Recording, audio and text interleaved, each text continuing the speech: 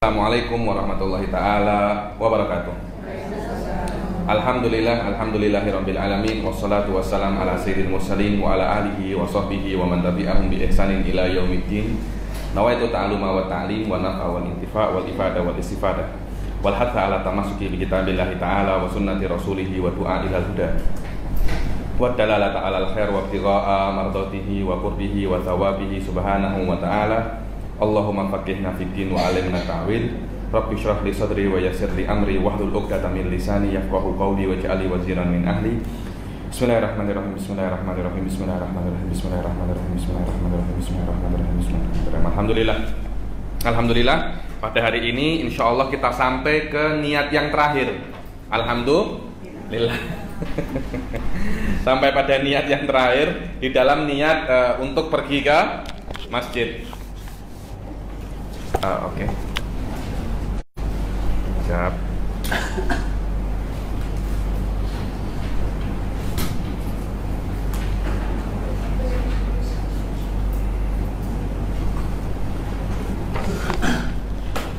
Niat pergi ke masjid. Insya Allah minggu hadapan pelajaran yang akan datang kita akan sampai ke niat yang kedua. Fasal bab yang kedua daripada kitabun niat ini. Insya Allah di Indonesia ada sebuah perkataan, tak tahu di Malaysia ada tak, sikit demi sikit lama-lama menjadi bukit. Memang sikit insya Allah bila-bila akan habis. Dulu ada seorang Habib terkenal ahli nahwu di Tarim, namanya Habib Husain bin Abdullah Aidid. Nasib buruk saya tak sempat belajar dengan beliau. Dulu beliau adalah pensyarah di kampus saya, di kampus Al-Ahqaf. Tapi ketika saya masuk sana, beliau sudah tua, tak sempat lagi mengajar. Beliau setiap setelah asar baca kitab namanya Tafsir Al-Qurtubi, kira-kira 5 atau 6 jilid. Setiap asar baca 15 menit, 20 menit. 5 tahun selesai. Padahal berapa? 5 jilid. 5 jilid apa 6 jilid? Baca sedikit, 15 menit, 20 menit, 25 menit, paling lama 30 menit. 5 tahun selesai. Macam mana? Anda tak akan tahu dengan yang namanya istiqomah itu hal-hal boleh selesai. Niat yang ke-8 daripada niat menuju ke masjid adalah yanwil haraba minad dunya ilal akhirah. Bagaimana seseorang itu ketika nak menuju ke masjid, dia berniat al-harab. Apa kalau orang Indonesia cakapnya kabur, lari. Harab itu apa? Lari daripada dunia ke akhirat. Wa min tijaratil hawa ila tijaratis tuqa. Dari perdagangan dan bisnis hawa nafsu ke bisnis tuqa. Tuqa itu ketakwaan. Beberapa hari yang lalu saya bersama salah seorang ulama Hadramut melewati pavilion yang ada di Bukit Bintang. Apa katanya ulama Hadramut? Innal Aisha Aisyul akhirah. Innal Aisha kehidupan dunia dan kehidupan akhirat. Kalau kita tengok pavilion ketika malam hari, tengok mall ketika malam hari, yang ada itu gemerlap. Betul apa tidak? Lampu di mana-mana. Tak ada orang cakap ini tak seronok, tak ada. Semua pasti nak tengok dan nak masuk, orang-orangnya cantik semua, comel semua, aurat sikit yang tertutup. Itu yang namanya tijaratul hawa. Apa namanya tijaratul hawa? Perdagangan hawa nafsu. Dan itu akan ada batasnya. Orang akan penat di situ. Sudah saya penat. Setiap hari saya tengok macam ini, setiap hari saya lewat macam ini. Saya nak pergi, saya nak ke tijaratul tuqa, yaitu ke masjid. Tengok. Dari hal semacam itu, dia nak kabur. Dia nak lari, kabur ada ya? Bahasa Melayu ya. Kabur. Benar, kabur. Harap itu kabur. Dia kabur dari sesuatu. Dia kabur daripada hawa nafsu, ketakwaan. Subhanallah. Ada orang sudah penat kerja, setiap hari urusan dengan duit, harta, penat. kita kena ke masjid. Dulu ketika saya di Hadramut, ada masa-masa itu namanya juga orang-orang muda, puan-puan ya. Saya tuh masih umur 20 tahun, 19 tahun. Ada masa-masa itu penat. Setiap hari tengok kelas, baca Quran, belajar, hanya setiap hari seperti itu. Saya bila-bila saya cakap, Ustaz, saya ini bosan macam ini terus sehari-hari hanya seperti ini. Saya nak apa namanya? Saya nak refresh. Nak refresh, hadir hadroh. Hadir apa? Hadroh. Hadroh itu adalah pembacaan macam hadroh basaudan. Di sana ada hadroh segaf. Nak refresh, hadir hadroh. Allahu Akbar.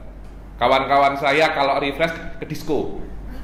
Kita nak refresh kemana? Hadir hadroh. Subhanallah. Subhanallah. Memang apa namanya, darah-darah muda itu ada seperti itu. Karena itu ketika kita penat, Islam mengemas zikir itu dengan cara yang elok. Ada apa? Kompangnya. Itu untuk apa namanya? Kita punya refresh. Mungkin kalau kita zikir subhanallah, la ilaha illallah, maulid, baca maulid saja, hati tak akan senang. Tapi ketika ada kompangnya, ada qasidahnya, ada semacam refresh. Itulah makna adzhab min tijaratil dunya ila tijaratil tuqa. Wa min sukil khusran ila sukil ridwan. Dari pasar raya khusran. Khusran ini kerugian. Anda kalau urusannya dengan dunia banyak rugi. Benar, banyak rugi. Oke, saya kerja dari pukul berapa Malaysia? 8 apa 9? 9 pulang pukul 5. Berapa jam? 8 jam kan? 8 jam kerja. Punya gaji berapa? Oh Habib, ada yang 2.000, 3.000, 5.000. Hitung gaji 10.000. 10.000 di Malaysia termasuk besar kan? Oke, 10.000 satu minggu Anda kena 40 jam. Betul apa tidak? 40 jam, 1 bulan berapa? 1 bulan, hitung 1 bulan 4 minggu, 40 kali 40, 160 jam. 160 jam Anda dibayar 10.000 ringgit. Jika 140 jam Anda gunakan untuk berzikir kepada Allah, untuk belajar, untuk sholat, Allah nak beri gaji berapa di akhirat? Macam mana? Anda buat 140 jam yang Anda boleh dapat pahala yang besar, Anda buat mendapat 10.000 ringgit. Bukankah itu tijaratul khusran? Cakapnya tak berbaloi antara waktu dan gaji. Padahal 10.000 di Malaysia termasuk besar kan. Di Indonesia pun itu mungkin gaji menteri, gaji presiden seperti itu.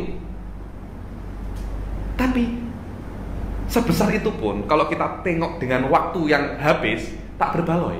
Tak berbaloi. Karena itu Allah cakap, setelah Anda dagang rugi, pergi ke masjid, pahala yang saya beri tak akan berbaloi dengan waktu yang Anda. Tak berbaloinya dalam makna yang lain, dalam makna yang positif. 1 jam yang Anda habiskan, saya akan beri pahala lebih. Itu yang dikatakan Allah itu karim. Di antara Asmaul Husna ada yang namanya karim kan. Kenapa itu karim? Karena Anda cuma beramal paling lama 60 tahun. Benar. Kita kalau tengok, kita mulai balik berapa? Oh 15 tahun balik. Amal perbuatan berapa? Kalau umur Anda panjang 80 tahun, Anda cuma 65 tahun. Beramal secara hakiki 65 tahun. Dengan 65 tahun itu Allah balas dengan hari yang tak terhingga. Tak berbaloi kan? Tapi Allah tak balas itu. Karena itu Allah dikatakan karim. Itulah kata Imam Ghazali dalam kitabnya Al-Maqsudul Asna. Dikatakan Allah itu karim karena Allah membalas sesuatu yang tak berbaloi. Sesuatu yang sedikit dibayar besar. Berbeza dengan manusia, sesuatu yang besar dibayar sedikit.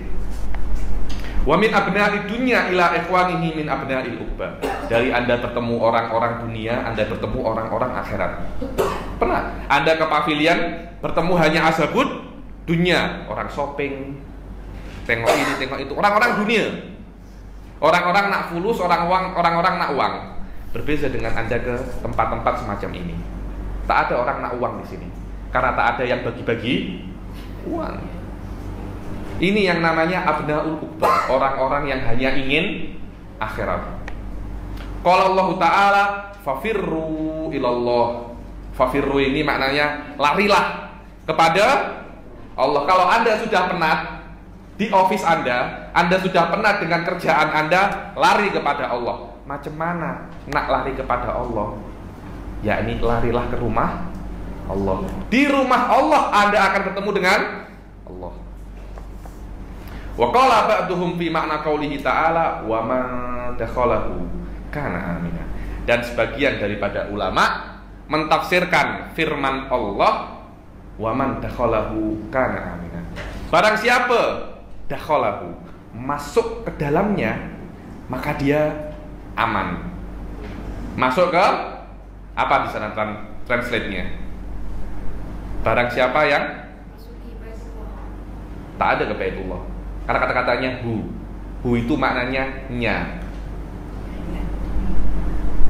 Kalau di dalam bahasa Melayu kan ada yang namanya kata ganti. Di dalam bahasa Inggris pun ada yang namanya kata ganti. Kalau perempuan she, kalau laki-laki he. Kalau barang it. Hu ini it. It ini.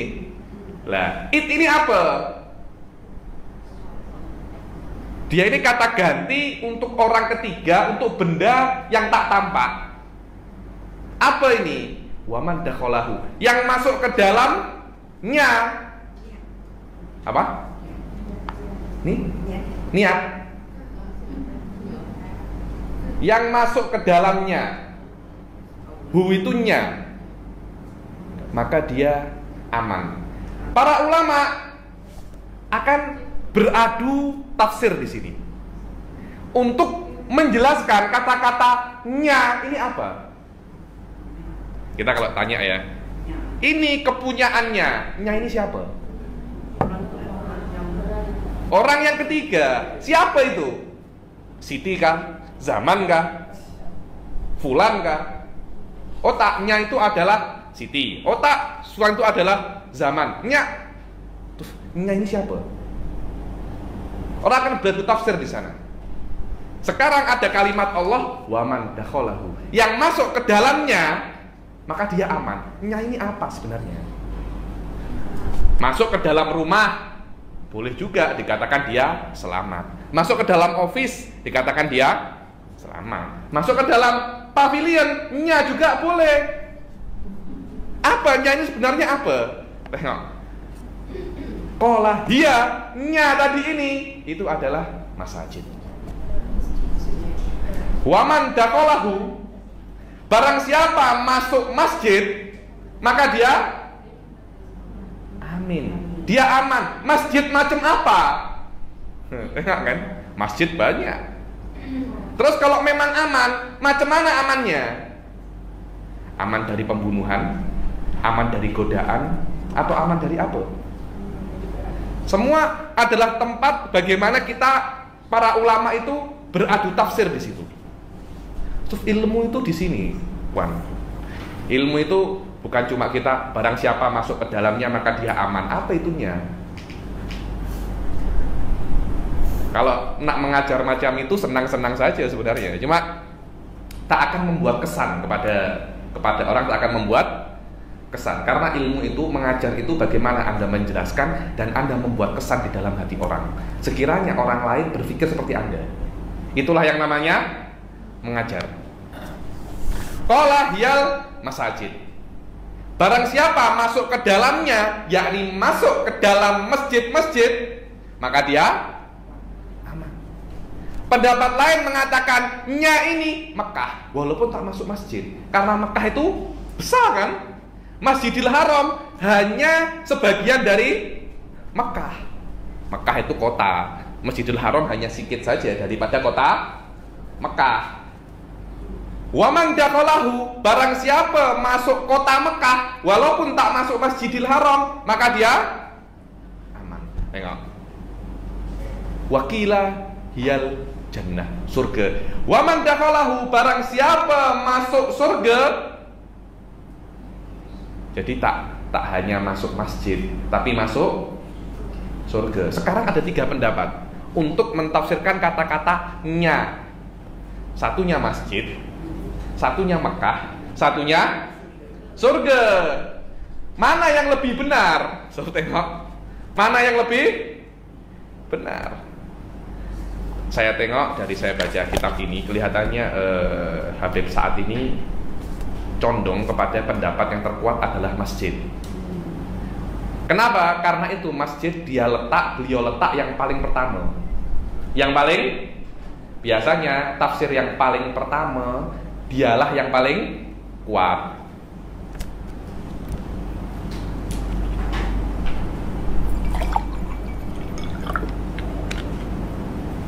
Wala yanjul abdu minal mukhatarah wala yatakhallasu minal halakah illa idza hasala biqadamaihi fil jannah.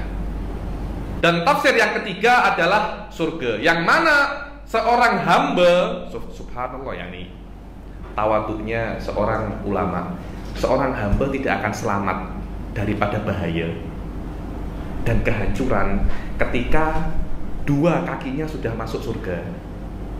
2 kakinya sudah masuk surga. Ini diambil daripada kata-kata Sayyidina Umar, yang mana beliau mengatakan, wallah, saya tidak akan merasa selamat kalau 1 kaki saya di surga, satunya masih belum masuk surga. Mungkin saja ada malaikat yang tarik lagi. Kenapa? Karena Anda masih semua belum masuk surga. Karena itu tafsirnya, barang siapa masuk surga maka dia aman. Masuk surga dengan kedua kakinya. Kalau cuma 1 kaki, Anda masih belum masuk surga. Anda masih setengah masuk surga. Subhanallah, yakni para ulama itu ada semacam, saya tengok, tawadhu jiddan, yakni, dan dia tahu apa skill dia, sadar. Karena itu cakap pasal ini, cakap semacam ini. Kalau orang-orang itu tak tahu bagaimana dia tak akan cakap macam ini. Orang yang boleh cakap semacam ini hanya orang yang tahu hakikat diri dia. Karena itu para ulama mengatakan, man arafa nafsah arafa rabbah. Barang siapa yang tahu dirinya sendiri, dia akan tahu Tuhan. Dia akan tahu Tuhan. Barang siapa tahu keburukan dirinya, dia akan tahu kesempurnaan Allah. Karena itu Al-Imam As-Sarhandi, Imam Sarhandi itu adalah salah seorang mursyid thariqah Naqsyabandi yang paling besar dalam histori, dalam sejarah. Beliau mengatakan, kita ini adalah sumber daripada keburukan. Sumber daripada keburukan. Berbeza dengan Allah Subhanahu wa taala adalah sumber daripada kebaikan. Karena itu di dalam ayat dikatakan, kalau ada yang baik maka dari Allah, kalau ada yang tak baik maka dari diri sendiri. Kenapa? Karena diri Anda adalah sumber keburukan.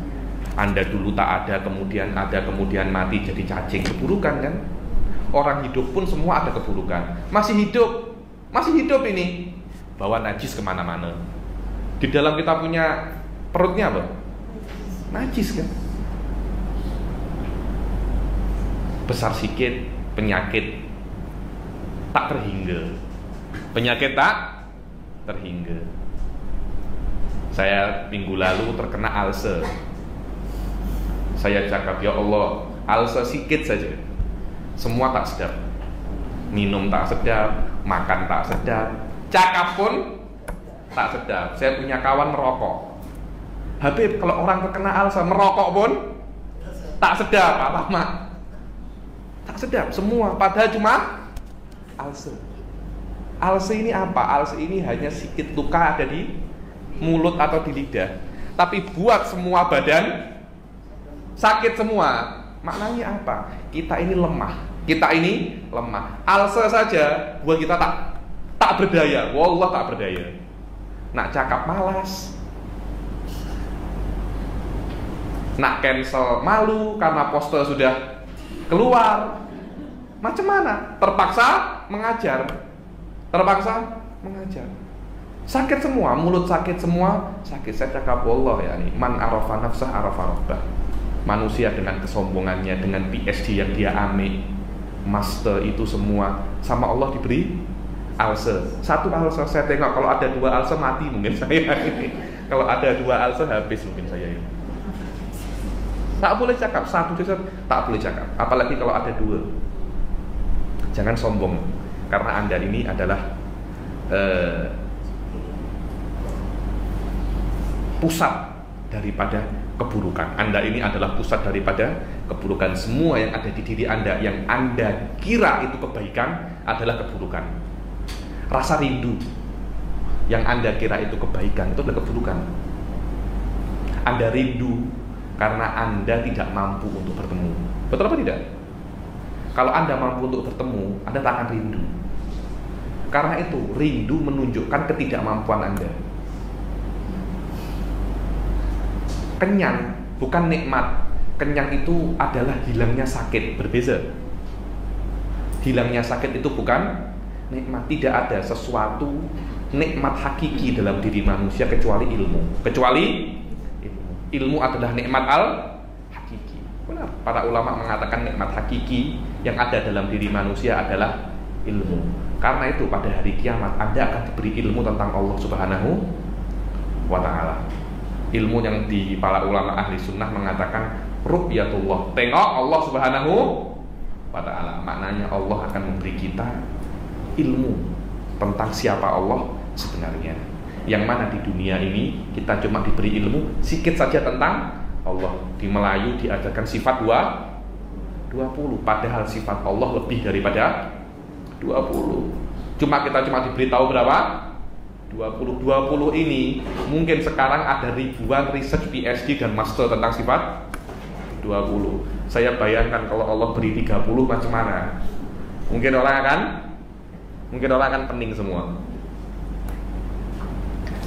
Wa qala sallallahu alaihi wasallam khairul biqa al masajid wa khairun nasi ahluha awwaluhum dukhulan wa akhiruhum khurujan. Sebaik-baiknya tempat adalah masjid. Tengok, sebaik-baiknya tempat adalah masjid. Dan sebaik-baik manusia adalah ahlu. Maknanya orang yang sering ke masjid. Subhanallah, Anda tengok orang yang sering ke pavilion, Anda bandingkan dengan orang yang sering ke masjid. Anda punya kawan banyak, tapi bandingkan orang yang sering ke tempat-tempat dunia dan orang-orang yang sempit ke orang yang sering ke tempat masjid. Macam mana akhlaknya? Pasti orang-orang yang sering ke tempat-tempat dunia, cara pikirnya itu oportunis dan pragmatis.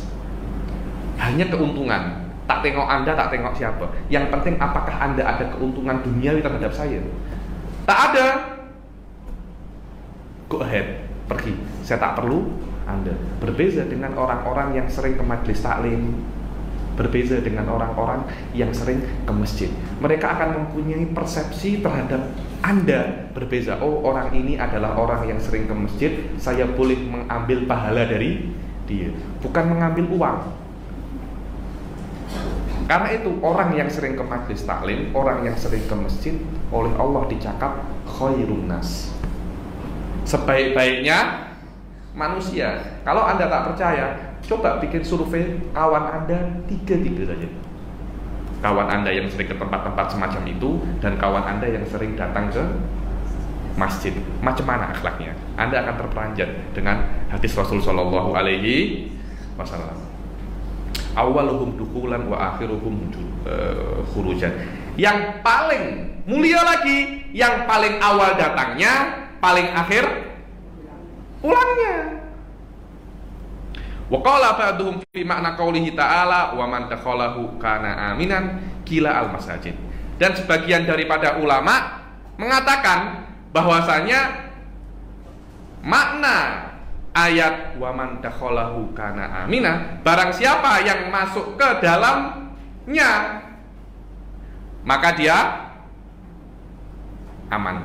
Tafsir yang paling kuat kata-katanya ini adalah Masjidil Haram. Tafsir yang paling kuat, barang siapa yang masuk Masjidil Haram maka dia aman. Karena itu kerajaan Saudi tidak pernah melakukan pemeriksaan paspor visa dalam Masjidil Haram. Tak pernah. Kenapa? Karena Allah yang jamin. Jadi kalau ada, subhanallah, dulu kalau ada orang bunuh orang masuk ke Masjidil Haram, polis pun tak akan berani ambil. Karena siapapun yang masuk Masjidil Haram aman, kecuali beberapa dosa. Ada Rasul Shallallahu Alaihi Wasallam pernah memerintahkan beberapa orang di dalam Fathu Mekah. Saya lupa namanya, ada 3 atau 4 orang. Oleh Rasul suruh cari 4 orang ini dan bunuh dia walaupun dia bergelantungan di bawah kiswah Ka'bah. Apa? Tahu bergelantungan ya? Apa, macam monkey itu.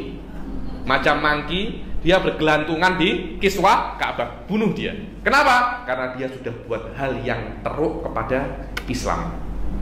Dan rata-rata dari mereka penyair. Ada beberapa orang, Rasul sudah marah kepada orang itu karena dia sering tulis syair dan mengejek muslim dan wanita muslimah. Sering mengejek Islam dan wanita muslimah dengan syair-syairnya, yang mana syair itu dipakai oleh anak-anak kecil untuk mocking wanita muslimah. Apa? Untuk mengejek wanita muslimah. Rasulullah sudah apa? Menahan terus. Loh, kalau yang mengejek orang besar tak apa, tapi kalau anak-anak kecil kita nak buat apa? Kita nak marah juga, dia anak kecil sebenarnya. Akhirnya Rasulullah marah ketika Fathul Mekah, semua diampuni oleh Rasulullah kecuali beberapa orang.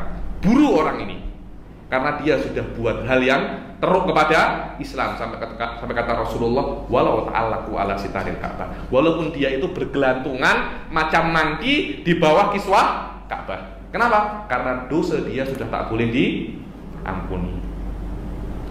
Dulu ada beberapa saat di mana haji itu sedikit kacau. Akhirnya ada seorang prince cakap, saya akan periksa semua visa dan paspor. Walaupun orang yang ada di Masjidil Haram, ada ulama tegur, Anda tak boleh buat macam itu. Yang sudah masuk Masjidil Haram aman. Wa man dakhalahu kana aminan. Yang ada di Masjidil Haram dijamin oleh Allah Subhanahu wa taala. Dulu ketika saya haji tahun 2012, saya tengok burung dara, burung apa? Merpati. Burung merpati. Burung merpati itu tak takut manusia. Ada manusia dia datang. Manusia takut dengan burung itu. Loh, benar. Kenapa? Karena kalau terjadi apa-apa dengan burung itu, manusia terkena kumpul 1 kambing. Bayangkan terkena dam 1 kambing. Membunuh burung terkena. Ya Rasulullah, burung dibalas burung. Kenapa burung dibalas? Kambing. Untuk menunjukkan bahwasanya tempat ini adalah tempat yang mulia. Yang masuk sini bukan karena Anda membunuh burung, karena Anda tidak menghormati perintah Allah untuk menjaga keamanan di Masjidil Haram. Waman dakhalaha, tapi ada tafsir yang mengatakan dia bukan Masjidil Haram, tapi seluruh masjid. Barang siapa yang masuk masjid, oke, sekarang ketika masjid itu adalah tempat yang aman dari apa? Kalau di Masjidil Haram, aman dari segala bentuk kekacauan, pembunuhan, penangkapan, aman semua. Di masjid, oke, orang yang masuk masjid At-Taqwa ini ya, orang yang masuk masjid At-Taqwa ini aman dari apa? Aminan min fitnati iblis wa junudi. Dia akan merasa dia akan aman daripada fitnah iblis dan tentaranya. La yastati'u an yuqi'ahu fil ma'siyah fayahdiku biha. Ketika orang sudah masuk masjid, maka iblis tidak akan boleh untuk menjadikan dia masuk ke dalam maksiat. Walaisa lil aini ba'da husulil abdu fil masjid illa waswasah ba'dahu ini. Kalau ada orang yang matanya tajam, kalau Anda tak punya wudu, cepat-cepat masuk masjid. Tahu mata ya?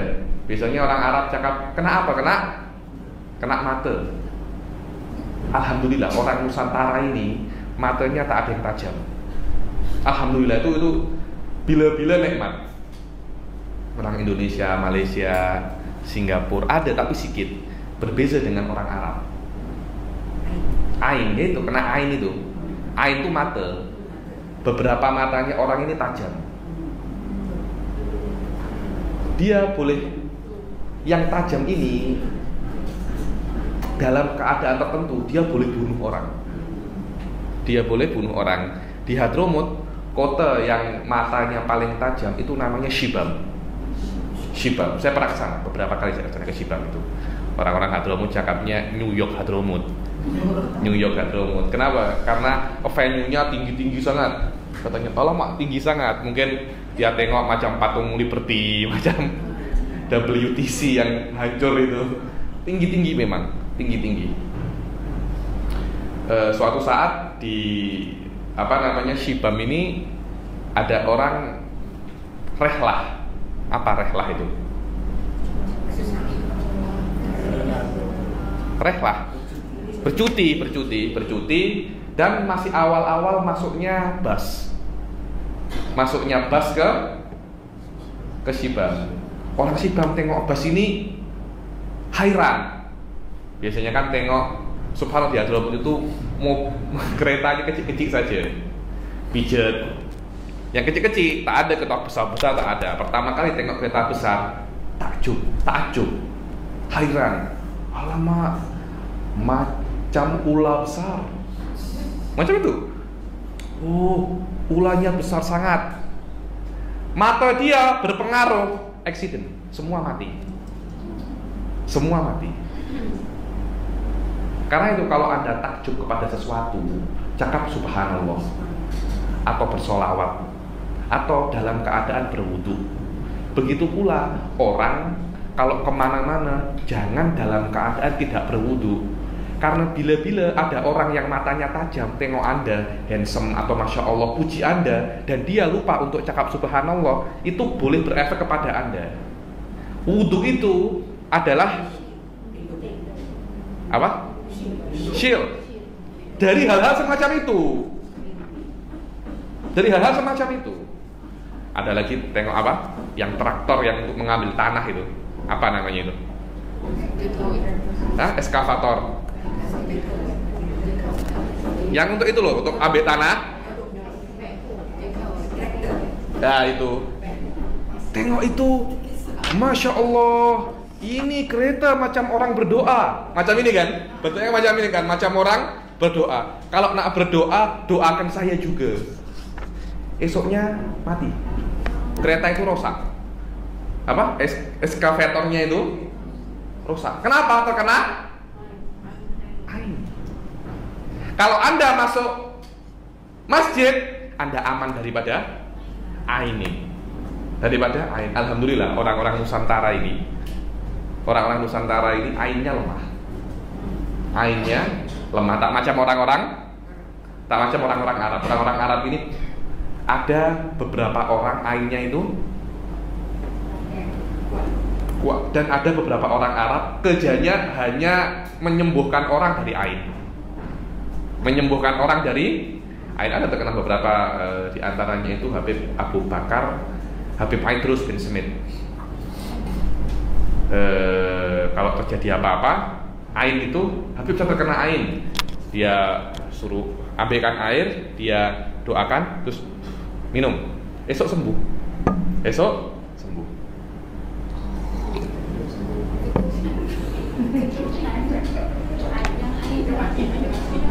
Wallahu alam ya, ada faktor keturunan atau tak, saya kurang tahu. Tapi ain itu di dalam Islam ada. Beberapa hadis dikatakan al ainu haq, mata itu benar-benar ada.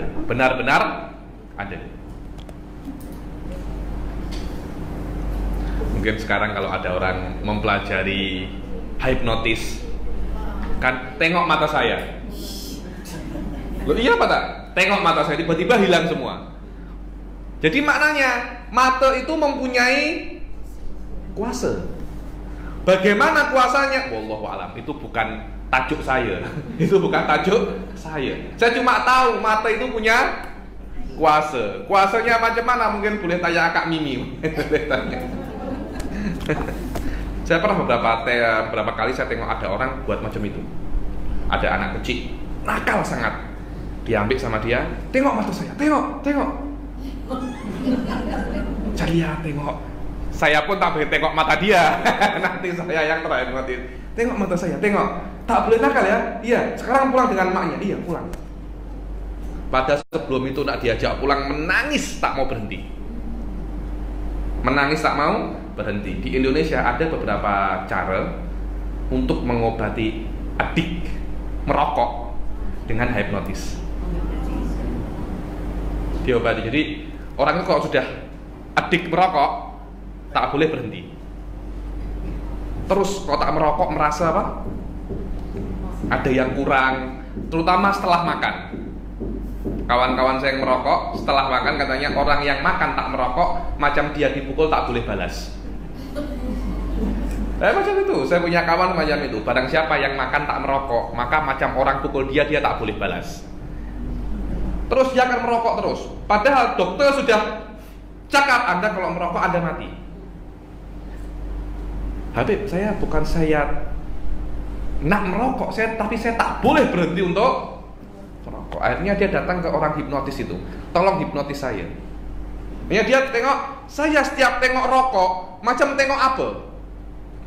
Dia berhenti daripada merokok. Dan dengan mata. Maknanya mata punya kuasa. Mata punya kuasa. Cuma saya tak tahu kuasa itu ada di setiap orang atau hanya orang-orang tertentu. Kalau di setiap orang, Anda pun boleh belajar. Anda pun boleh belajar. Di mana belajarnya? Macam mana belajarnya? Wallahu a'lam.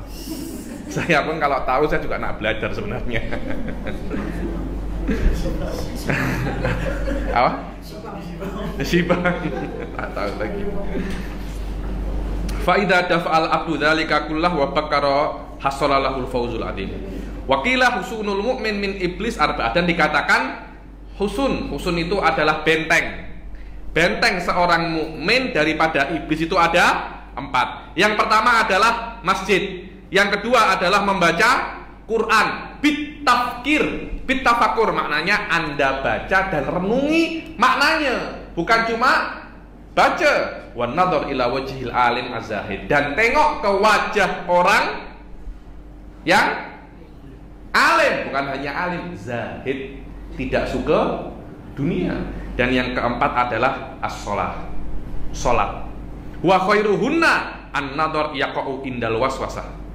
Dan yang diantara 4 ini yang paling baik adalah melihat wajah alim. Dulu di Sewun itu adalah tempat pengarang Maulid Simtud Duror. Tahu ya Maulid Simtud Duror ya? Maulid, orang-orang cakapnya Maulid Habsyi. Maulid Habsyi. Alhamdulillah saya pernah di Sewun itu 7 bulan. Saya pernah belajar di Sewun 7 bulan. Habib Ali bin Muhammad Al-Habsyi ini pengarang Simtud Duror. Orang alim, kaya pula. Kayanya sampai derajat gila. Habib Ali ini kayanya tak masuk akal. Terlalu kaya. Sampai sekarang asetnya beliau sudah meninggal di Emirat, di Dubai masih ada.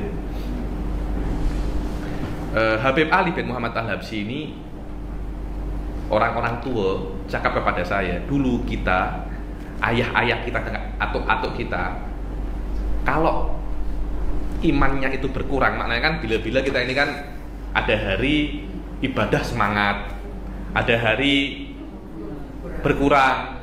Di dalam hari dimana kita punya semangat ibadah kurang, kita tengok Habib Ali bin Muhammad Al-Habsyi macam recharge. Benar, macam recharge. Semangat lagi. Setelah 3-4 hari lemah lagi, datang lagi. Kita tengok beliau lagi, tengok setengah jam, 1 jam, bisa buat semangat berapa? 4 hari. Saya tengok sudah macam handphone pula ini, apa namanya, Habib Ali ini. Subhanallah. Kalau listrik itu buat charger handphone, Habib Ali macam charger semangat untuk beribadah. Oke. Karena itu hadis ini mengatakan, dan yang paling afdol daripada keempat-empat ini adalah an-nadhar ilal wajhil alimis zahid indal waswasah. Kalau Anda mempunyai sakit waswasah, banyaklah tengok orang-orang yang alim. Wa fil qiraah la yakadu yanju min dalik. Qiraatul Quran mempunyai faedah, tapi faedahnya bukan untuk menghilangkan waswasah. Wa qala ba'dul ulama idza kharajal abdu minal masjid wa wada'a rijlahu ala bisatil batil intasharat halawatud dunya fi salati mi'atin wa sittina irqan min jasadihi dzat summin min man ladago min jasadil malduk. Sebagian hukama, sebagian ahli hikmah ini berkata, jika seorang hamba itu keluar dari masjid, tengok, satu langkah saja di luar masjid, maka nikmatnya dunia itu nikmat, benar nikmat. Nikmatnya dunia ini akan tersebar di erik. Erik itu apa? Pembuluh darah. Apa orang Melayu cakapnya? Darah ada tempat jalannya kan? Hah? Urat darah. Saluran darah, macam pipe. Kalau air punya pipe, darah juga punya pipe. Pipe-nya darah dalam bahasa Arab itu namanya erik. Erik. Nikmat dunia akan tersebar di 360 pipe saluran darah itu. Ini mempunyai tafsir ilmiah. Dulu saya tengok apa makna ini. Ada hadis lain mengatakan bahwasannya setan itu berjalan melalui erik ini, melalui saluran darah. Saya tengok Imam Ghazali cakap pasal ini dalam kitabnya yang namanya Qanunut Ta'wil. Qanunut Ta'wil. Insyaallah bila-bila akan saya sebutkan takwil pasal setan dan saluran darah. Saya kira apa hubungan saluran darah dan setan? Tapi ada takwil secara ilmiah yang ditafsirkan oleh Imam Ghazali dalam kitabnya yang namanya Qanunut Ta'wil. Di dalam makna ini, maknanya dunia itu akan benar-benar merasuk dalam dirinya. Subhanallah. Biasanya Anda habis sholat di masjid kemudian membaca zikir, baru keluar dari masjid lampu gemerlap, apalagi kalau masjidnya dekat Bukit Bintang. Baru satu langkah sudah tengok macam-macam kan, apalagi suraunya di dalam Pasaraya. Baru keluar dari surau, macam-macam makhluk Allah tampak.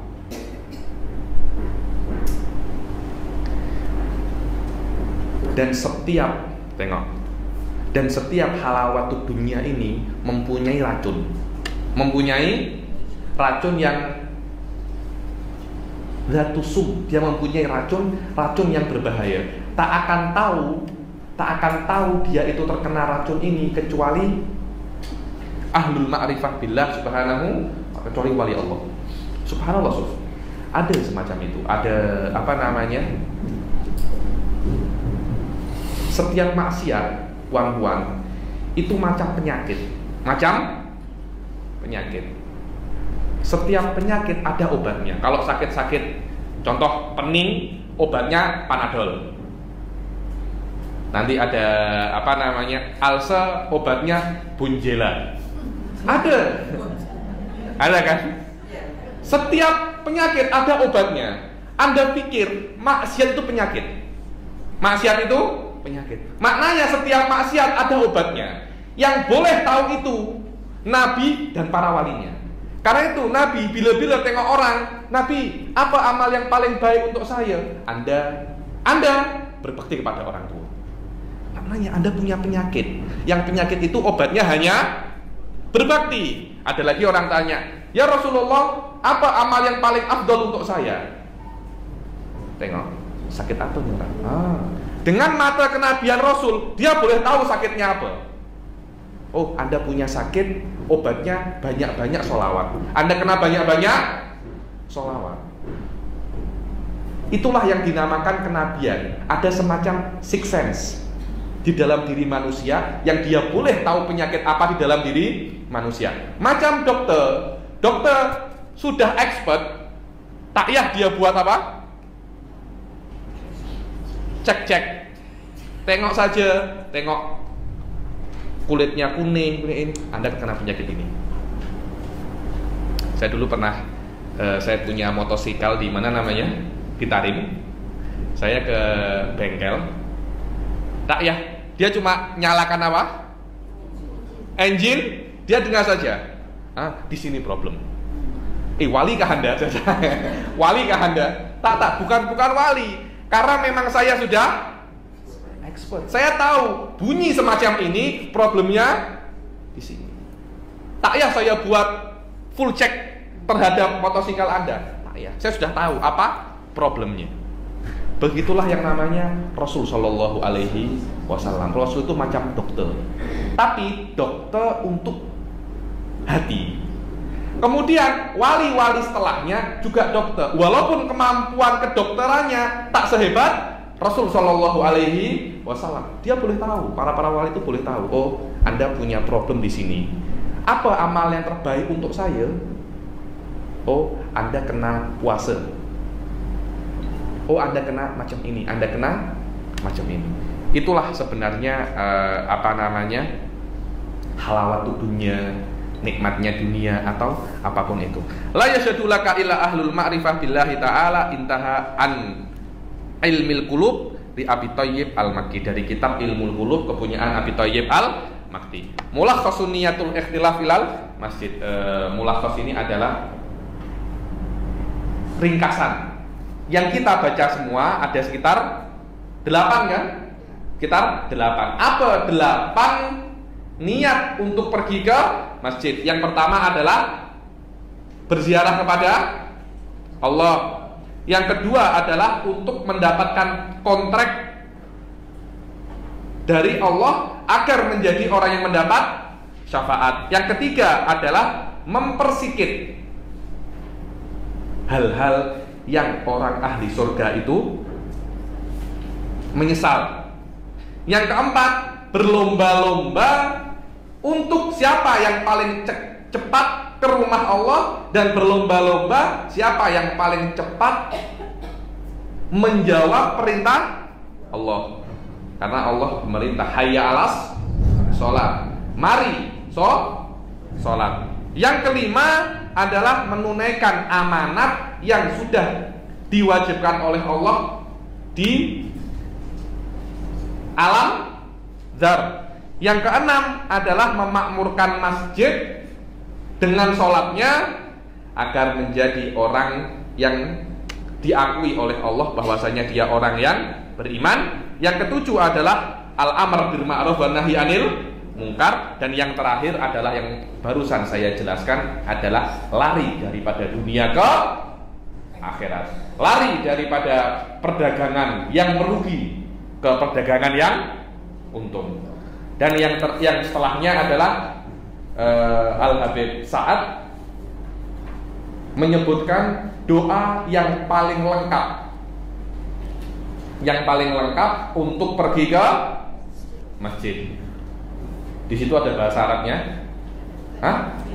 Tak ada sama sekali ya. Hanya ini bahasa Arabnya. Allahumma.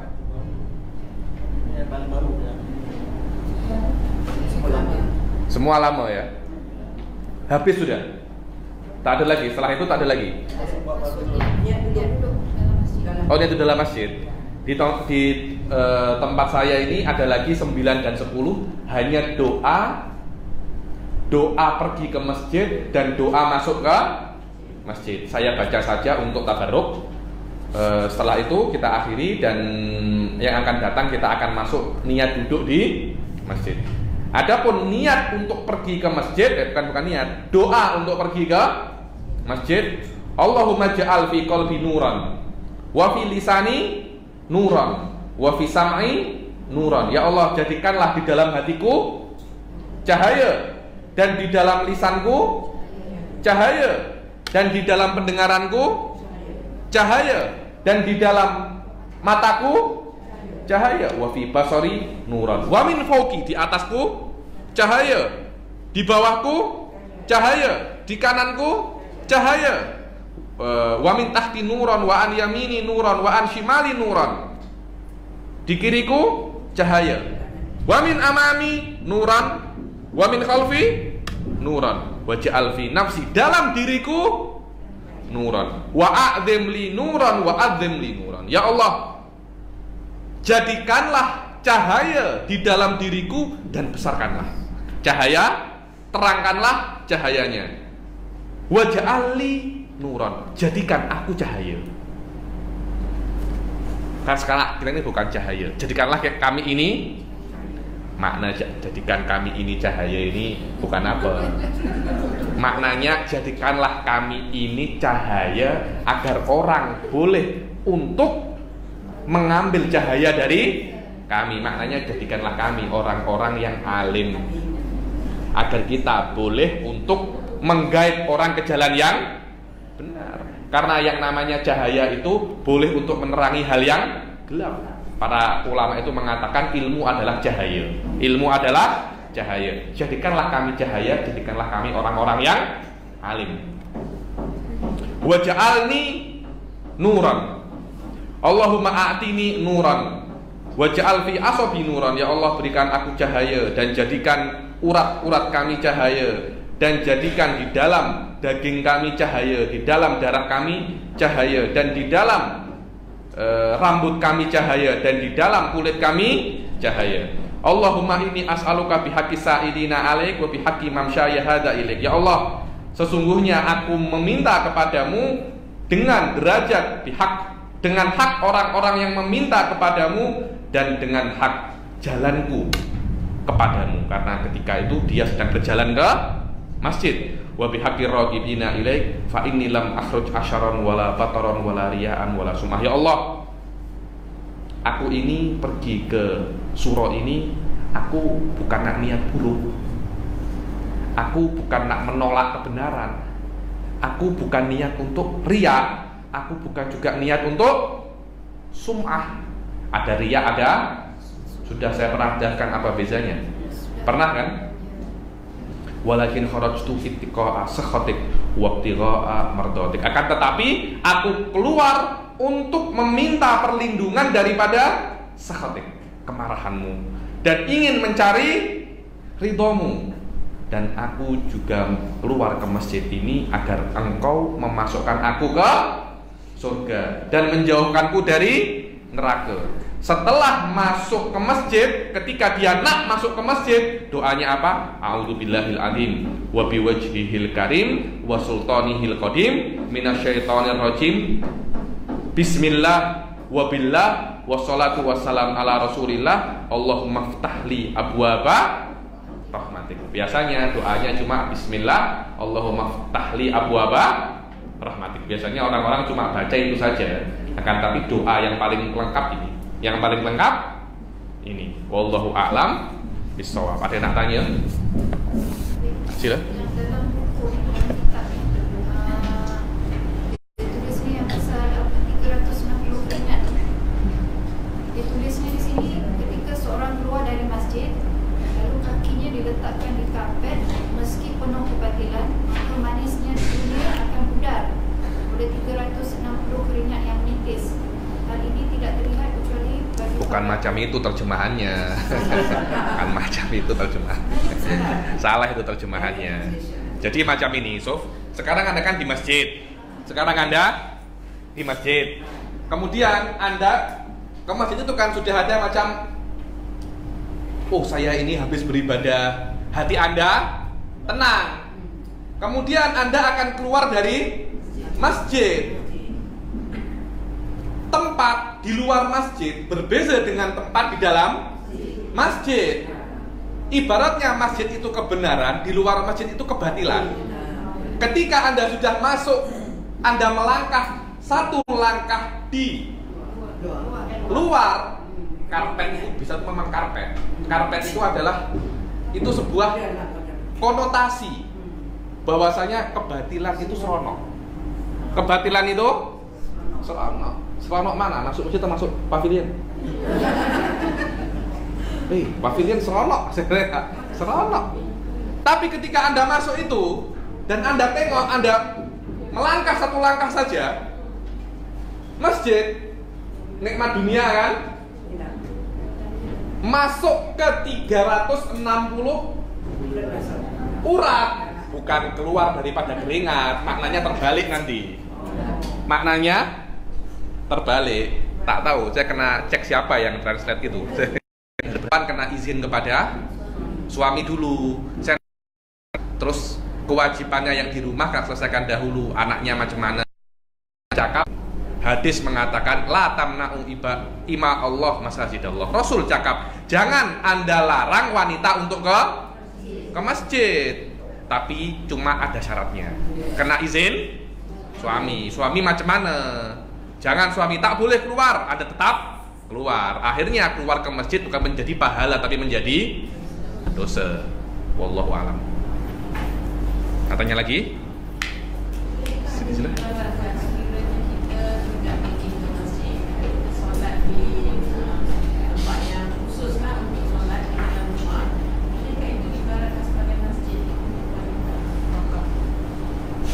Wanita secara teori memang lebih afdol dia sholat di rumah secara teori. Tapi kita tidak boleh untuk melarang pergi wanita pergi ke masjid. Tapi kalau memang ada tempat khusus di rumah, oh rumah saya sedikit besar ya Habib, di rumah itu saya ambil sedikit macam surau kecil, mungkin bisa untuk 10 orang saja sholat di sana. Kalau boleh seperti itu sangat elok sekali, dan itu menjadi lebih afdol daripada masjid bagi wanita. Karena yang namanya wanita, terutama yang masih darah-darah itu berbahaya. Kenapa? Karena tengok ya, antara masjid ke rumah itu ada jarak.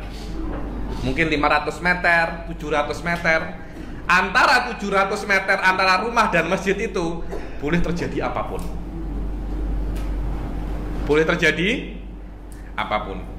Subhanallah, dulu orang-orang Tarim tak nak mengeluarkan wanita ke masjid. Bukan karena apa? Karena takut antara rumah dan masjid ini boleh terjadi apa? Banyak serigala. Benar itu, banyak serigala. Benar.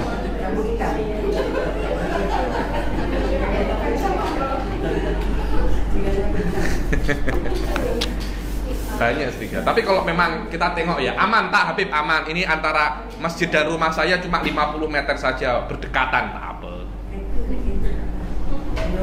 Atau mungkin naik kereta, atau mungkin naik bus, tak apa. Tak apa. Wajah orang alim kan. Oke. Boleh charge iman. Kalau kita tengok gambar boleh. Sama, wajah gambar sama. Di Saudi dulu di Jeddah ada seorang Habib dari marga Asgaf, namanya Habib Abdul Qadir bin Ahmad Asgaf. Sekarang Habib yang ada sekarang itu semua muridnya beliau. Habib Umar tahun 90 atau 80 pertama kali ke Indonesia atas perintah Habib Abdul Qadir bin Ahmad Asgaf ini. Sampai boleh jadi seperti ini, itu semua adalah berkah siapa? Habib Abdul Qadir bin Ahmad. Sekarang yang tua-tua sekarang adalah muridnya beliau semua. Tak tahu guru saya yang baru datang ini cakap, Habib Abdul Qadir bin Ahmad ini ceramahnya mencharge iman. Jadi orang kalau di Sewun, kalau ada orang hatinya risau, galau, dengar ceramahnya Habib Abdul Qadir bin Ahmad. Memang ada semacam itu, bukan hanya muka. Beberapa orang yang derajatnya tinggi, suaranya boleh. Beberapa wali macam Syekh Al-Jailani, nama saja. namun boleh itu, tergantung terpulang kepada derajat orang macam mana. Kalau kita tak akan sampai, insya Allah aja gitu. Orang tengok wajah kita tambah penat. Alamak, Habib Ali lagi, Habib Ali lagi. Tak adakah lainnya Habib selain ini?